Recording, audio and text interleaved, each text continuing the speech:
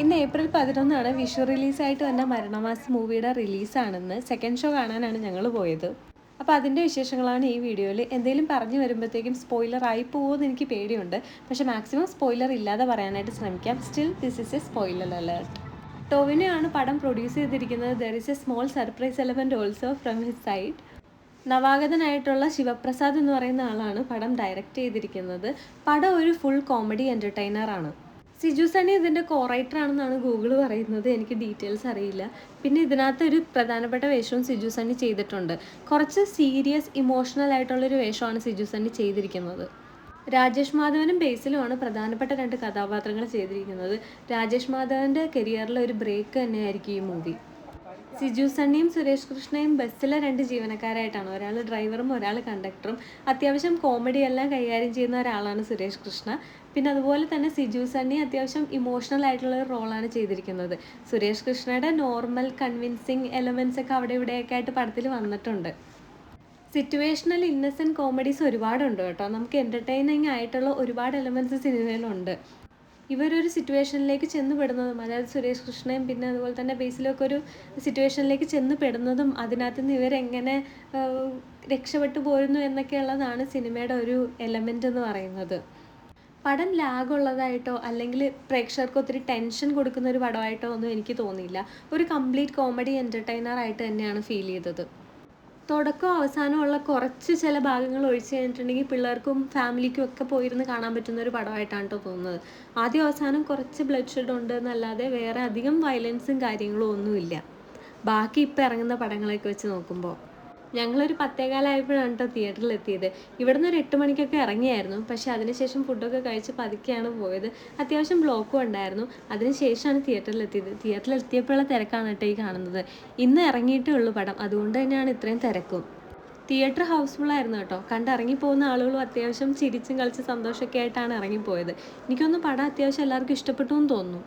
ഗോപാലൻ സിനിമാസിലാണ് ഞങ്ങൾ പോയത്. അതിൻ്റെ സൈഡിൽ പിള്ളേർക്ക് കളിക്കാൻ പറ്റുന്നൊരു ചെറിയ സാധനമൊക്കെ സെറ്റപ്പ് ചെയ്ത് വെച്ചിട്ടുണ്ട്. അവിടെ വൈഷു അത്യാവശ്യം കുറച്ച് നേരം ഇരുന്ന് കളിക്കുമായിരുന്നു കേട്ടോ, ഒരു 5-10 മിനിറ്റ്. ഞങ്ങൾ ആദ്യം സ്നാക്സൊക്കെ വാങ്ങിക്കുന്ന സമയത്ത്. അതിനുശേഷം അവിടെ നിന്ന് എടുത്തുകൊണ്ട് പോകാനൊരു ഇച്ചിരി ബുദ്ധിമുട്ടിയായിരുന്നു. ബേസിൽ ജോസഫ് അത്യാവശ്യം സ്റ്റൈലിഷ് ആയിട്ടുള്ള ഒരു കഥാപാത്രമാണ് ചെയ്തിരിക്കുന്നത്. അതുകൂടാതെ തന്നെ ഒരുപാട് ടൈറ്റിൽസ് സിനിമയുടെ ഇടയ്ക്ക് തന്നെ ബേസിലിന് ഇങ്ങനെ കൊടുക്കുന്നുണ്ട്. അതുകൊണ്ട് തന്നെ ബേസിലിന് ഇനി കൂടുതലായിട്ട് ടൈറ്റിൽസൊക്കെ ഇത് കഴിയുമ്പോഴത്തേക്കും വരാനുള്ള ചാൻസസ് ഉണ്ട് കേട്ടോ. കാസ്റ്റിനെ പറ്റി പറയുകയാണെന്നുണ്ടെങ്കിൽ രാജേഷ് മാധവൻ്റെയാണ് എടുത്തു പറയേണ്ടത്. ബേസിലിനെ പോലെ തന്നെ ത്രൂ ഔട്ട് നിൽക്കുന്ന, അതുപോലെ തന്നെ വേറിട്ട് നിൽക്കുന്ന ഒരു കഥാപാത്രമാണ് രാജേഷ് മാധവൻ്റെ.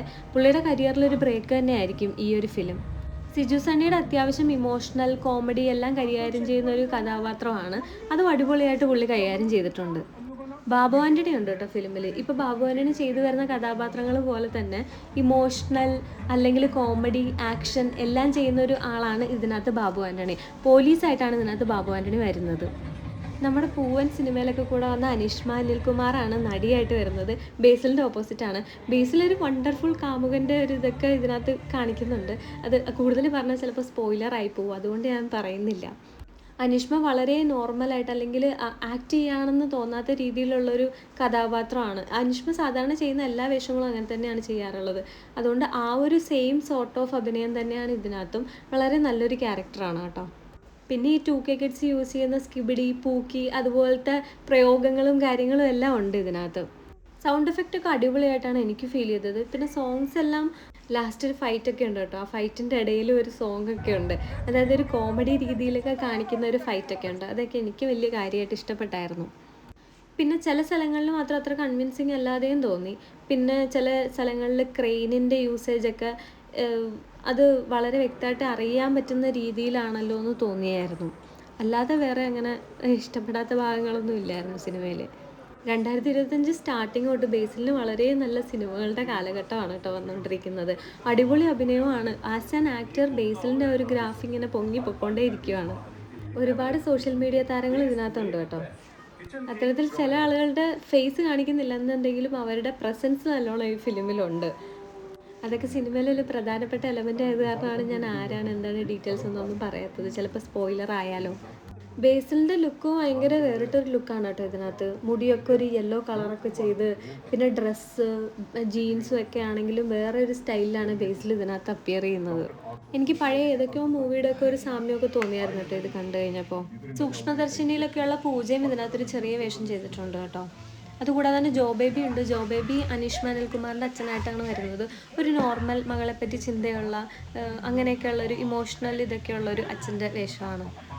പിന്നെ നാദിറ മൊയ്ത് ടീച്ചറായിട്ട് വരുന്നുണ്ട് കേട്ടോ. അത് അത്യാവശ്യം നല്ലൊരു വേഷമാണ് നാദിറ ചെയ്തിരിക്കുന്നത്. എനിക്ക് ഭയങ്കര ഇഷ്ടപ്പെട്ടു നാദിറേനെ അങ്ങനെ സ്ക്രീനിൽ കണ്ടപ്പോൾ. ബിഗ് ബോസിൽ വന്നപ്പോഴും ഞാൻ നാദിറേനെ അത്യാവശ്യം ഒരു ഫാനായിരുന്നു. നാദിറയുടെ പുള്ളിക്കാരിയുടെ കുറേ ആക്ഷൻസും കാര്യങ്ങളും എല്ലാം ഇഷ്ടമായിരുന്നു, പ്രത്യേകിച്ച് തങ്കൊക്കെ. 1.5 മൂവി കഴിഞ്ഞപ്പോൾ സാധാരണ ഒരു സിനിമ കണ്ടിറങ്ങുമ്പോഴത്തേക്കും ചില സിനിമകൾ കണ്ടിറങ്ങുമ്പോഴുള്ള ഒരു ടെൻഷനോ കാര്യങ്ങളോ ഒന്നും ഇല്ലായിരുന്നു. ഒരു കംപ്ലീറ്റ് എൻ്റർടൈനറാണ്. അതുകൊണ്ട് തന്നെ വലിയ ടെൻഷനൊന്നും അടിക്കാതിരുന്ന് കാണാൻ പറ്റുന്നൊരു മൂവിയാണ്.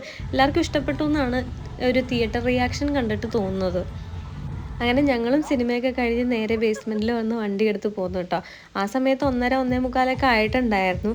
അപ്പോഴും വൈഷു നല്ല ആക്റ്റീവായിട്ട് കളിച്ചുകൊണ്ടൊക്കെ ഇരിക്കുമായിരുന്നു. മറ്റേ രോമാഞ്ചത്തിലുള്ള പോലത്തെ ഒരു ആദരാഞ്ജലി മോഡ് പാട്ട് ഇതിനകത്തും ഉണ്ട് കേട്ടോ. അത്യാവശ്യം വയലൻസ് ഒക്കെ പറയുന്ന എന്നാൽ കോമഡിയൊക്കെ കലർന്നിട്ടുള്ളൊരു പാട്ട്. എനിക്ക് തോന്നുന്നു ആ പാട്ടൊക്കെ ഏകദേശം ഹിറ്റാവാനായിട്ടുള്ള ചാൻസ് ഉണ്ടെന്ന് തോന്നുന്നു. അപ്പോൾ അത്രേ ഉള്ളൂ വിശേഷങ്ങൾ. ഈ വീഡിയോയിൽ ഇത്രേ ഉള്ളൂ. വേറൊരു വീഡിയോ ആയിട്ട് വീണ്ടും കാണാം. Till then bye.